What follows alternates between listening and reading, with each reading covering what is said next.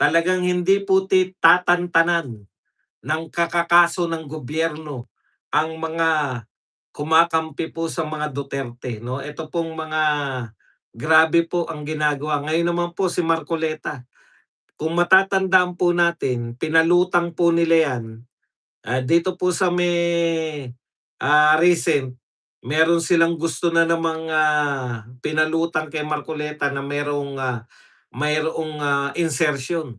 Pero alam naman natin 'pag pinag-usapan yung insertion, kagyat pong bumuwelta si Marcoleta na si Tito Soto mismo ay mayroong malaking insertion at siyempre alam natin lahat yang nagpapakabanal na si Reysa Hontiveros, ang laki po ng insertion niyan. So kung babanatan nila si Marcoleta sa insertion, ah, mababanatan din po yung kanilang mga sariling senador, yung mga solid sa kanila. Kaya hindi po sa insertion, sa campaign contribution. Tandaan po ninyo, pinagbibintangan po si Marcoleta na may mga taong malalaking nag-contribute sa kanya. Alam po ninyo, lahat po ng senador may campaign contribution. Bakit po kakaiba yung kay Marcoleta, 'di ba? Bakit po yung campaign contribution ni Marcoleta talagang hinihimay-himay na ninyo, pero yung COMELEC mismo nagpawalang sala kay Marcoleta. Alam niyo po si Marcoleta, maalam po sa batas 'yan, 'no? Lahat po ng senador tumatanggap po ng campaign contribution. Ngayon gusto nilang gawing masama. Parang ano lang 'yan, confidential fund.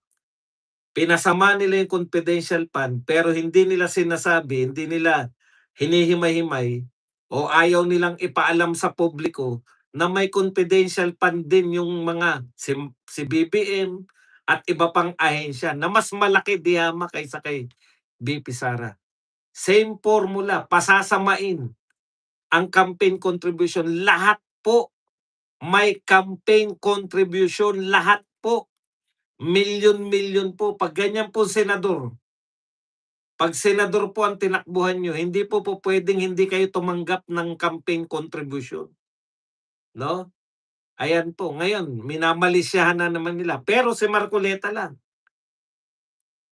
ang problema po nila, dineklara na ng COMELEC na walang illegal sa campaign contribution ni Marcoleta. Hindi illegal yung ginawa ni Marcoleta. O ngayon sasampahan naman siya, sinampahan naman siya ng reklamo. Hindi po kaso, reklamo. Magkaiba po yung reklamo lang at sinampahan na ng kaso. Oh, kasi po sa sinampahan na ng kaso dapat na napatunayan na eto po, baka eto na po ang pinakamalaki nilang pagkakamali. Dahil kung sino-sino na pong mga kaibigan, kaalyado, lahat po ng mga kaalyado lahat na po ng kaalyado ng, mga Duterte, talagang binabanatan na ng mga 'to, sinasampahan ng sari-saring kaso. Pero ito po ang matitiyak ko sa inyo, hindi kayo aatrasan ni Marcoleta lahat. Oh, 'yan napapatunayan po natin bakit po sa mga kakampi po ng gobyerno wala pong kakaso-kaso. Tignan niyo po, sino po yung mga sinasabing kontraktor? Yun po malala po yun. Sasampahan ninyo may irereklamo niyo ng plunder. Ang plunder po kasi 50 million pataas, 'no? Ang problema po nila rito, contribution po 'yan ng iba't ibang tao. Pinagsama-sama lang nila kaya mukhang malaki. 3 tao 'yan, eh. Okey, ang tanong po, wala ba nag-contribute sa ibang senador? Ipakita niyo rin na may contribution yung mga ibang senador at magkano. Oh, kasi lahat po ng mga tumakbong senador, bibigyan ko kayo ng halimbawa si Yorme, diyan ko nga naunawaan yan, tumakbong senador, natirhan ng 50 million. Biruin niyo tira, Ibig sabihin, hindi lang 50 million yung campaign contribution niya. Tira lang yung 50 million eh. Pinagmalaki ni Yorme, wala pa pong ibang nagmalaki nun, siya lang. Oh, meron din kahinaan ng utak, eh, siguro naman nga hindi na kayo masasaktan dahil alam na alam niyo na na BBM si ano, eh, si Yorme. Oh, 50 million sa ano sabi ni Yorme, pinagbayad niya lang ng tax. Magugulat kayo sa campaign contribution ni Marcoleta? Bakit? COMELEC na nga ang nagsabi, ha? COMELEC na yung nagsabi na walang kasalanan si Marcoleta. Ah, ngayon eto po, ang question diyan, hinanapan talaga nila, eh. Pinagsama-sama nila yung tatlo, hindi po nila inisa. Para lumaki maging 70 million. Pinagsama-sama po nila, ibig sabihin alam po natin lahat na daan-daang milyon ng para ka manalo, bilyon pa nga yata ang kinakailangan mo, eh, para ka manalo sa senador. Bilyon ang kinakailangang gastusin, more or less. Oh, pinagtataka ko saan po galing yan, sa bulsa po ng mga senador? Hindi po, campaign contribution po yan. Bakit sini-single out ninyo si Marcoleta? Bakit pag kay Marcoleta may nag-campaign contribution, nagbigay sa kanya, ha? Eto pa isa, hindi naman po yan pera ng taong bayan. Yan po ay pera ng individual na gustong manalo si Marcoleta. Oh. Gusto mong manalo si Marcoleta, alam mong tagilid ang laban dahil ang bigat ng kalaban mo, ano, eh, administrasyon, eh. Tsaka powerhouse talaga. Oh, ang lalakas alam niyo po kung hindi po si Bongbong ang presidente, pasok lahat 'yun, eh. Ang lakas po ng lineup ng alyansa.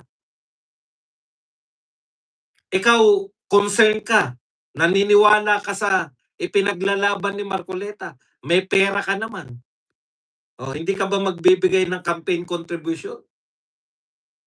Sinabi na ng COMELEC, walang kasalanan si Marcoleta, walang nilalabag na batas. Tapos naghanap ang ombudsman para palabasin na yan ay plunder. Alam niyo kung ano katwiran nila? Imposible daw na yung malaking kontribusyon ay hindi maghangad. Future pa eh. Tignan niyo po, ito balita po to ng Channel 7, GMA7. Ba't ba ayaw niyo ipakita? Sabi ng investigador, masyadong malaki. Ano ba 'tong GMA7 na 'to? Ano ba 'tong X na 'to? 'Pag tinitignan ko ayaw ipakita. Teka lang, masyado daw pong malaki yung campaign contribution, tiyak na tiyak daw sila na nahihingi yan. Binura na nila. Okay. Masyadong malaki ang campaign contribution, tinitiyak daw nila na manghihingi yan ng kapalit. Putya, hindi pa nga nanghingi ng kapalit, eh. Kinakasuhan niya si Marcoleta dahil may nagbigay ng contribution sa kanya para sa kampanya. Ngayon, in the future, sabi niyo manghihingi yan ng pabor. Di pagbawal niyo na lang yung campaign contribution. Kung ganyan po ang katwiran ninyo, kaya niyo kakasuhan si Marcoleta dahil yung magbigay ng malaking pera ay manghingi ng pabor balang araw, ipagbawal niyo na yung campaign contribution. Tamang hinala kayo lahat, eh. Hindi ba pwedeng mayaman ako, gusto ko magkaroon ng matinong gobyerno?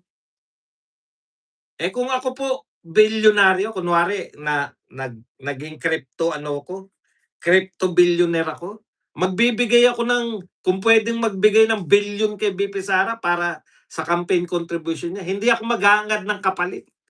Gusto ko lang na maging maayos ang Pilipinas. Alam niyo kung kaninong utak 'yan yung naghahanap ng may kapalit na hinihingi? Utak po ng mga magnanakaw 'yan. Bibigyan kita pero may kapalit 'yan. Ah, maaaring maraming ganyan, 'di ba? Maaari pong maraming ganyan ng utak. Naghangad, "Oh, bibigyan kita ng 30 milyon, gawin mo akong sekretary 'pag nanalo ka." Puwede naman pong mangyari 'yun. Pero puwede naman pong mangyari na yung sinusuportahan mo ay walang bahid, walang, anong tawag diyan, walang history ng pagnanakaw. Kaya gusto mo siyang suportahan hindi dahil gusto mong, balang araw gantihan ka, 'di ba? Dahil gusto mo lang magkaroon ng, ah, good governance. Nakita niyo naman si Marcoleta. Hindi po ako Iglesia ni Cristo pero proud ako na kinampanya ko 'yan. Proud na proud ako na binoto ko si Marcoleta. Ika nga sulit. Isa pa, 'yan bang 'yan bang napunta kay Marcoleta na campaign campaign na, contribution o kung ano man ang tawag, hindi ko na alam, eh. Basta may nagbigay sa kanya malamang pangkampanya niya. 'Yan ba galing sa taong bayan? Unahin niyo muna yung mga galing sa taong bayan, yung mga flood control na ninakaw na pondo, yun po unahin ninyo. Lahat naman may campaign contribution, lahat po ng nanalo na yan may campaign contribution. Siguro mga bilyag puwede na silang sila lang, pero yung the rest, may campaign contribution po yan. Si Ping Lacson at Tito Soto walang campaign contribution. Malala nga yun sa kanila, 'di ba? Ano yung sabi dun sa dokumento? Ano bang dokumento yun? Sino ba nagsabi nun? Natatandaan ko, parang natandaan ko lang. Ano bang dokumento yung pinag-usapan natin dati na kasama ron yung mga campaign contribution?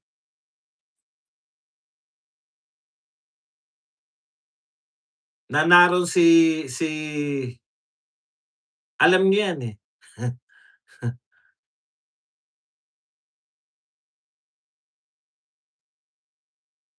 Nakalimutan ko lang.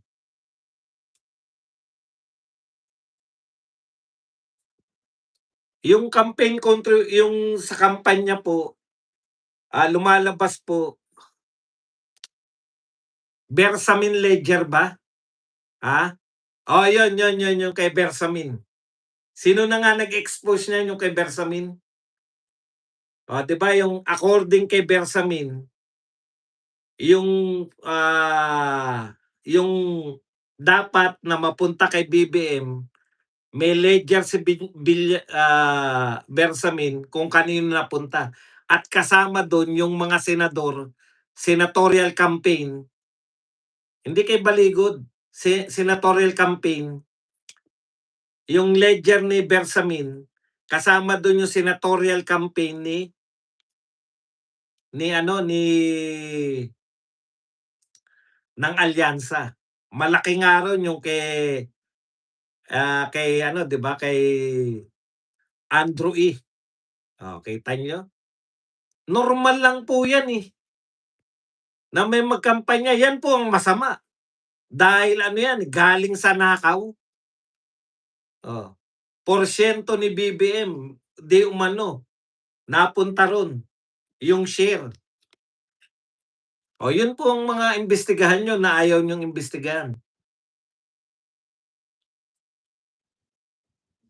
Ilabas mo daw dilaw mo, Boss Buds. Anong ilabas mo dilaw mo? Hindi ko maintindihan. Ilabas okey. Sa madaling salita, ano yung ilabas mo dilaw mo? Dilaw ng ngipin? Wag. 67 talent fee. O tapos sila yung iba, the rest, campaign contribution. Sino ba yung nag-expose niyan? Si Libiste ba?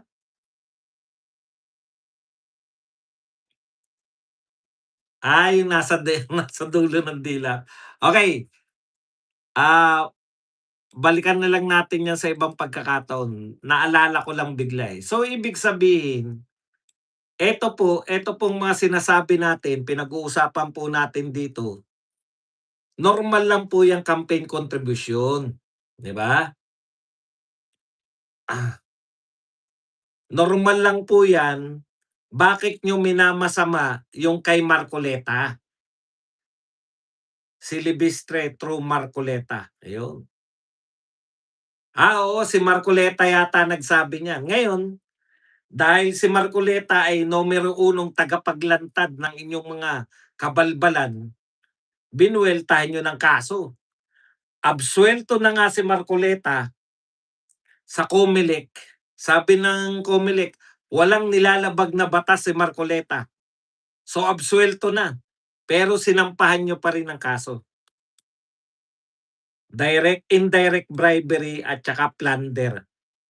Nakakatakot po 'pag hinuli ka sa plunder kasi non-fianceable. O, papakulong na naman nila. Kaya buti na lang si Marcoleta hindi natatakot. Alam mo, kay Pia Cayetano, kita niyo kinantyawan lang kayo. Huwag kasi kayong magpakita na iiyak-iyak kayo sa mga tukmol na 'yan. Alam kong naiyak kayo sa galit, pero yung pag-iyak niyo, kita niyo walang humpay yung ano, pati si Auntie Claire ginagaya yung iyak niyo. Okey. So, ibig sabihin mga kapatid, talagang all out po 'tong mga 'to na mabawi. All out, 'yan kasama na yung pananakot diyan. 'Pag hindi 'pag yung mga may kaso, yung puwedeng kasuhan. Kasi ako naniniwala ako kay Marcoleta, matinong tao, eh. Pero naniniwala rin ako na may mga hindi matinong tao diyan sa di ba? Eh, ang problema siyempre gusto natin ng kakampi. Ayun ang problema. Kaya tandaan niyo po 'yan, 'pag meron pong bumaliktad diyan sa Brave 13, alam niyo na po ibig sabihin niyan, na pressure 'yan dahil natakot sa ikakaso.